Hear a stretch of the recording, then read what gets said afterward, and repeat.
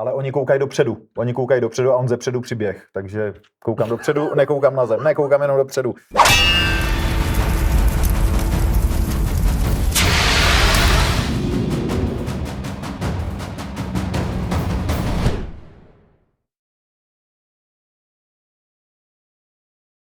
Ahoj, je tady zase Borek a Zdena a jsme tady s dalším komentářem nad nějakým šermířským soubojem. Takže, co máme připravenýho? Máme tady připravenou bitvu z filmu Kapitán Alatristé, kdy speciálně někdo chtěl vědět, jaký je náš pohled na to, když se střetnou ty pikeníři a jsou tam nějaký ty akce podlézání píkami a tak podobně. Takže tady máme bitvu Urok-Roy, což shodou okolností je skutečná bitva, podle které je to natočeno, kdy stáli Španělé proti Francouzům v 30leté válce a je to braný za, řekněme, konec neporazitelnosti španělských tercí. Já jsem to neviděl zase, takže... Koukneme na to jako celek a specificky si myslím, se k tomu i dostaneme. Jasně, takže playu.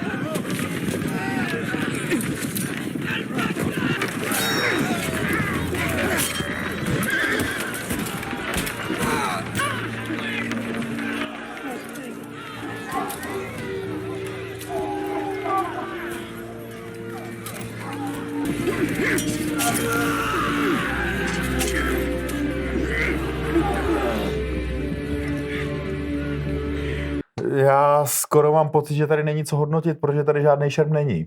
Úplně strašně moc mě tam štve ta rozklepaná kamera. Takže celý vlastně ten náboj, to nebezpečí, celá ta jakoby hutnost té atmosféry je udělaná tak, že se kamera takhle klepe a hejbe se zprava doleva, takže já se moc neorientuju, kdo je kdo, vůbec se neorientuju, kdo je kde. Polovinu času mám pocit, že ty dva hlavní hrdinové jsou v té bitvě asi neviditelný, protože přicházejí po zemi po čtyřech zepředu k lidem, který na ně nereagujou, oni zabijou jednoho, druhýho vedle sebe, ten se ani neotočí, ale oni koukají dopředu a on zepředu přiběh, takže koukám dopředu, nekoukám na zem, nekoukám jenom dopředu. V momentě, kdy oni už vytáhnou ty poboční zbraně a něco tam dělají, tak ty záběry jsou celý tak rozklepaný a tak zblízka, že jsou vidět emoce toho člověka, je vidět ta energie, s kterou to dělá, ale vlastně není vidět, kde má zbraň, kde je zbraň protivníka, co dělá jeho zbraň na protivníkovi. Z tohohle pohledu vlastně si z toho šermířsky úplně vystřihali. Asi to bylo schválně, předpokládám, že tohle to nebude úplně omyl. A jediné věci, které tam jsou vidět, jsou ty vlastně dorážecí věci a často na tu zkrácenou vzdálenost, to znamená v momentě, kdy tam používají tu dýku. Třeba za mě už je tam špatná ta reakce na tu střelbu těma kanonama. Máme tam detailní záběry na ty kanony a vidíme, že ty dělá střílej spodní skupinou úhlu, čili úhlem menším než 45 stupňů. To znamená, že když ta střela přiletí mezi ty lidi, tak vlastně přiletí v relativně malé výšce a čelně a někoho srazí. A první reakce na postřel jsou takový, jak kdyby tam spadla mina. Jo, z minometné palby se zhora spadla za ně a je to hodilo dopředu nějakým výbuchem. Jo, řekněme, že stříleli nějaký šrapnel, že ten výbuch by tam mohl být, to si dovedeme představit, to už se v té době používalo, ale jako jestliže tam mám ty děla, který nemají prostě ty hlavně nahoru, střílejí spodní skupinou úhlů, tak by to mělo vypadat tak, jak pak už tam byla ta druhá reakce na postřel. Pak se tam objevují střelby z mušket. Střelba z mušket je specifická tím, že vy nasypete černý prach na pánvičku, ten zapálíte tím doutnákem, ono to vyšlehne, prošlehne to do hlavně a tam to znova musí zapálit další černý plach, který vystřelí kuli z hlavně. Čili specifická těchto zbraní je, že mají zpoždění. Tam dokonce se stávalo to, že nejdřív byl zášlech z hlavně a pak byl teprve zášlech na pánvičce. Reakce toho, že spousta z nich, včetně Viggo Mortensena jako kapitána Alatrista, vlastně poté, co vystřelí, tak má oko skoro u pánvičky a kouká do toho zášlehu, tak to byste s reálnou mušketou nikdy nedělali. Standardně se tam prostě sklápěla hlava, nebo prostě když má ten klobouk, tak si aspoň prostě sklopí ten klobouk, snaží se zacílit a nenechat si prostě zrníčka černého prachu prostě střelit do očí. Už jsem to na filmu zažil mnohokrát. Je to o tom, že na tom filmu, že se samozřejmě reálně nestřílí a všechno to jsou rekvizity. A v momentě, kdy tomu komparzu nebo klidně i těm hercům někdo dostatečně nevysvětlí, jak vlastně ta mušketa funguje, jaký to má nějaký zákonitosti, etc. a tyhle ty věci, tak ty lidi to prostě nezahrajou, protože to prostě jednoduše nevědějí. A je tam krásně i vidět třeba to, že na některých těch prvních záběrech, kdy střílejí ty mušketýři, tak velká část z nich hraje zpětný ráz. A v momentě, kdy potom je tam střih na toho Alistera a toho parťáka jeho, tak ty už mají muškety bez zpětného rázu, takže ty už pochopitelně trošku to tam tahá za oči, ale jako jasně, tohle to je technikálie, že jsem přesvědčený o tom, že většina těch lidí, který tady střílela, si vlastně s tou mušketou nikdy nevystřelila, dokonce bych si dokázal představit, že víc než půlka z nich si vlastně nevystřelila nikdy z ničeho. Takže o tom, jak funguje ten zpětný ráz, asi úplně nemají ponětí. A pak tam přichází zvláštní záběry typu, kdy přijíždí jízda a jízda obkružuje vlastně ty pikeníry, který mají sklopený píky. A máte záběr, jak oni vytvořili kruh, kde se to ze všech stran ježí píkama. Kolem toho jezdí jezdci. Najednou ty jezdci vjedou proti těm píkám a ty píky míří jezdcům 30 cm nad hlavu. Z hlediska bezpečnosti, aby náhodou neublížili koni a jezdci, to chápu. Ale z hlediska bitvy a boje je to ten největší nesmysl, co můžete udělat. Ta píka buď míří na koně, nebo míří na jezdce, ale určitě nemíří půl metru na desce. Prostě tam to nedává smysl. V reálu by ty jezdci jezdili dokola, vystříleli by veškerou munici ze všech pistolí, co mají, a pak by odjeli a nechali by to na pěchotě. Tady se z nějakého důvodu rozhodli zaútočit a když už zaútočí, tak se tam najednou vyskytuje zvláštní místo, na kterým je hrdina kapitán Alatriste, kde najednou nejsou píky, nemíří píky a je tam divný prázdný místo, ve kterém jezdec volně najede a sekne pikeníra, jak se tam k němu dostal, když se to tam ježí píkama, který jsou prostě x metrů dlouhý. Pak tam přijdou vlastně střet pikeníru.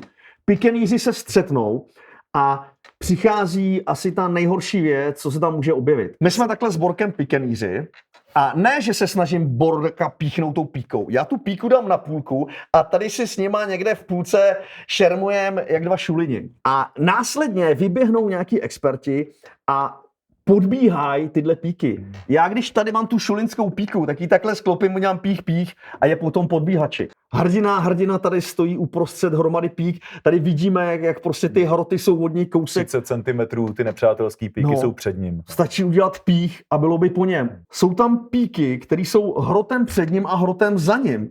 A vlastně proti komu ty píky jsou namířený? Buď jsou namířený proti němu a v tom případě ho měli zabít, nebo jsou tam úplně nesmyslný, že s tou píkou vlastně neohrožuje protějšího pikeníra. V reále je to jinak. Ty píky se nesnažili podlejzat, ale byli tam nějaký halapartníci, byli tam nějaký prostě techniky na to, jakým způsobem ty kopí spíš jako odklánět, než o tom, že vezmu člověka, který nalehko skočí na všechny 4 a přeběhne 4 metry po 4, aby tam někoho říznul do lejtka. No. Prostě tohleto úplně nefungovalo. A většinou tam ještě nebyla jenom jedna řada pík, ale za tou jednou řadou byla aspoň druhá, třetí, někdy čtvrtá řada.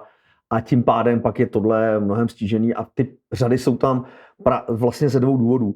Za prvý, aby tím, jak jsou vzadu, tak vlastně mají větší manévrovací prostor na tu blížší vzdálenost, ten hrot mají vlastně blíž a jsou schopní pokrejt, když by někdo se krz ty píky prodral nebo chtěl podlejzat nebo jiným způsobem. A pak jsou samozřejmě proto, aby když zemře pikenír v první řadě, on ho mohl zastoupit a furt vlastně dodržovat tu linii. Jako jo. Když se chtěli rozhodnout, že ty píky prostě budou podbíhat, tak to měli udělat tak, že v momentě, kdy se ty pikeníři střetnou, tak vlastně v tuhle tu chvíli, kdy ten pikenír je teda plně zaměstnaný tím, že někde bojuje tak, aby ten život vzal a zároveň se brání, protože ten svůj potřebuje uchovat, tak v tuhle tu chvíli, v této jako zaměstnanosti a v tom, že ty píky už tam jsou v sobě nějakým způsobem zaklesnutý, jsou tam nějaký lidi propíchnutý, tak v tuhle chvíli si dokážu představit, že by mělo nějaký jakože odůvodnitelný smysl se zkusit pod těma píkama rozeběhnout, něco tam zkusit udělat. V tomhletom jakoby kleši zkrátit tu vzdálenost a tam nějakým způsobem ubližovat. Z mého pohledu tam mělo být vidět, že jestli je to teda nějaká taktika těch střelců, co se tady rozhodli, nevím, tak jich tam měli poslat 10 a 5 jich mělo umřít. A Alistair tam měl doběhnout. Ale víš, jak to myslím? Jako někdo měl nedoběhnout. Což tady je zvláštní, že to teda nikoho nenapadlo.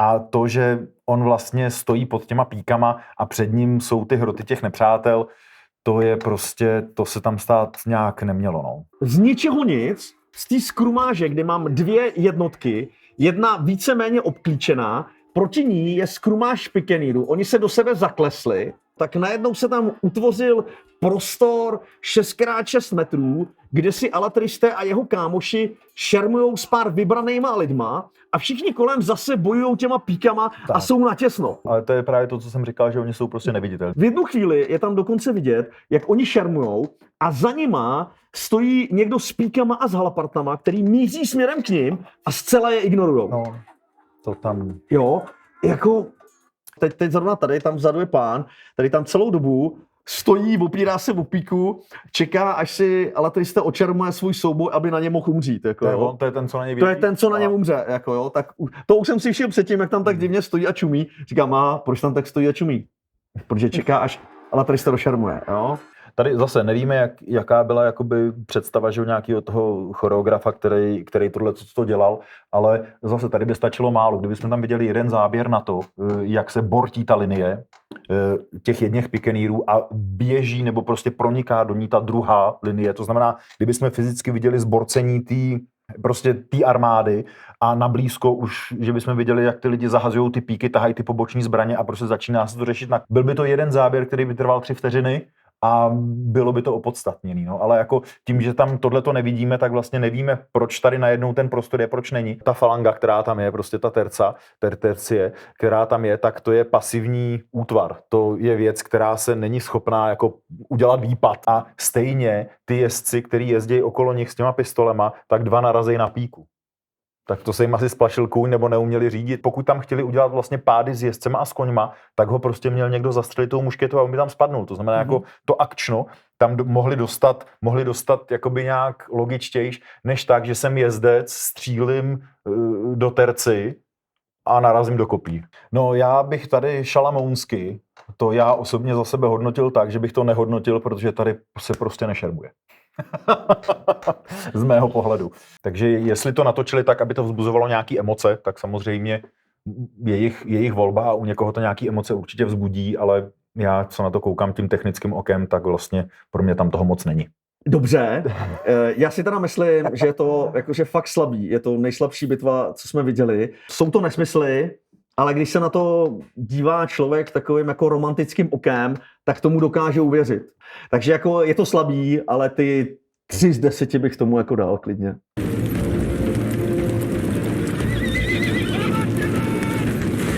Je to natočený prostě s nějakýma ambicema, s něčím, takže jako úplně bych to neřekl bych o tom, že to je nejhorší bitva, kterou jsem viděl.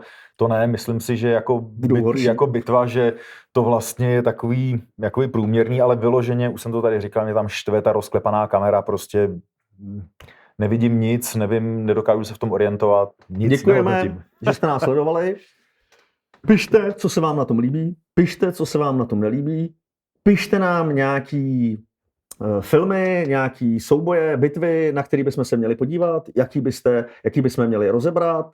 Samozřejmě dejte like, dejte odběr, podporujte tenhle kanál. Samozřejmě pokud máte možnosti, tak klidně nás podporujte na Patreonu, budeme vám za to vděční. A to asi všecko. Takže Zdenál a Borek, díky a čau.